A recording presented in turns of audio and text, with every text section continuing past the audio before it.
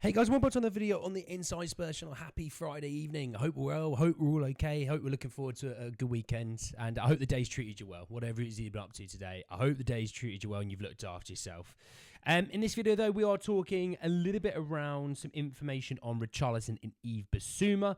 We're going to be talking a little bit about on Jacob Ramsey, as well as Pierre-Emile Hojbjerg, and a bit of an update on Youssef En-Nesyri as well. So plenty to talk about, plenty to get into. Just want to say, though, if you're watching this and you're new, give us a subscribe. You're very much welcome to join us for the journey. And yes, I normally do lives at 12 and 7 p.m. each day. You can obviously see that this is recorded. It's not a live. Just a bit busy. Life gets in the way sometimes like that. But yeah, comment all your thoughts and feelings about the players down below. I will still have that interaction with you. So I want to start with the report from Tom Olner, who put out that Spurs would consider significant offers for both Richarlison and Yves Bissouma this summer transfer window. And I saw some discourse on this about people going, well, if we want to be a top team, we have to move on from these sort of players. And I thought, okay, I'll humour this because I actually quite like both these players. But I'll humour this with this idea of, okay, you want to sell these players, that's fine. We already still need about 6 players this summer without selling any proper first teamers. Like, we'll sell Brian Hill, Emerson will go. We already need about 6 players. So now you're going to be selling these two. Now we need 8 players. It's not going to happen. The money that it would take for both Bissouma and Richarlison to be sold is probably around about 50 million each. Again, is anyone going to spend that money? Maybe Saudi on Richarlison, but Bissouma, yeah, no. For me, I don't see either of these guys moving unless it's one of those sort of things where it's a bid player exchange kind of vibe. But I don't see it personally. We already need a striker, so if you sell a striker, that means you have to go and buy 2 strikers. It doesn't really work, to be honest. Yeah, I'm not gonna take much notice into this. I see both players being in a Spurs shirt for the season coming ahead. Just quickly on Youssef En-Nesyri, Nicola Shiro said that Roma have shown interest in En-Nesyri. Obviously, he's a player that Spurs have been linked to on that sort of list of players that they've scouted to check, cross-reference data to see if they suit Ange's system.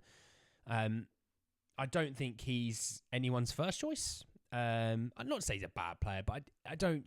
There's better players on that list that, as long as the data obviously lines up, then I'm all on board for.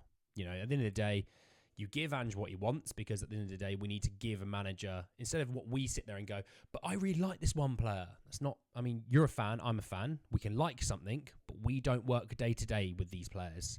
Ange does. Ange will see things. And you want to give Ange a fair shot. You give him the players that he wants. You're not going to get every player that you want. That's not how it works. But if you can give him the majority of players that he wants with good reason, then you give him a fighting chance. If you don't, you see what happens with other previous managers that we've had. Because we've not done it, they've suffered. Anywho, moving on as well, I want to talk about Pierre-Emile Hojbjerg. So Tom Olner again said that Hojbjerg has 4 clubs interested in him, including Atletico Madrid and Napoli. You can put Milan on that list for sure as well. The 4th one, Dortmund, we've talked about. I think that would be the main teams, if I'm honest. I think he'd be superb at Atletico Madrid. I think he'd be good at Napoli, because obviously you've got Conte now at Napoli. I think he'd be good in Serie A, full stop. It's a slower league. It's not as physical. He can kind of flourish with that. And I think in the Conte system, we can all see, we all know it works. The guy's done it for Conte for about a year. He was solid for him, And with Atletico Madrid, who play a similar brand of football, perfect. Milan, yeah, maybe a bit more attacking, but when you've got, Teo Hernandez, who likes to bomb forward and things like that, you've got to have midfielders that can sit in and defend, and Hojbjerg can do that. Spurs are going to have no issue selling him this summer. Somewhere between 15 and 20 million, I think, gets it done, if I'm honest. I saw the report of 25. I don't see that. Just because of age, 1 year left on his deal, I think something like 17 and a half, 18 probably gets it done. And yeah, like I said, good player, just doesn't suit what we're trying to do right now, and there's nothing wrong with that. Last bit on Jacob Ramsey. So Alistair Gold put out there that there is a growing feeling that Jacob Ramsey could be prized away from Aston Villa by a bid of 40 to 50 million. Now, couple of thoughts on this. Is it a situation where Villa just want money? Because obviously it's FFP. If they're going to sell him, they can cash in 100% of the profit for FFP, stand him in good stead. Or are they not keen on Lo Celso? Emery saw him in La Liga and he was fantastic. Didn't really have any injuries. Emery's obviously noticed him in England because he's been in England and he's gone, well, he doesn't play very much. He seems to be injured a fair amount. Why is he injured so much? He was never injured like that with Villarreal.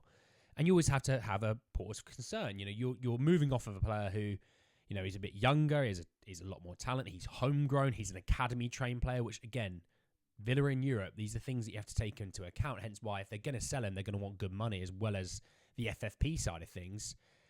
I just think if they don't want to sell, so are Spurs going to spend 40 to 45 million on him of just pure cash? But if it was a situation where it's like 25 plus Lo Celso or sort of 30 plus Lo Celso, then I can see Spurs doing that. Again, it's how much do Villa value Lo Celso? I mean, we sit here and say maybe about 15 million, but they might value him about 8 million. And there's a discrepancy of 7 million that Villa would want made up in cash that Spurs will go, hang on a second, this deal's becoming 55, 60 million pounds, and that's not what we do. So I think that one might rumble on for a little while longer, but we shall see, if I'm honest. We shall see.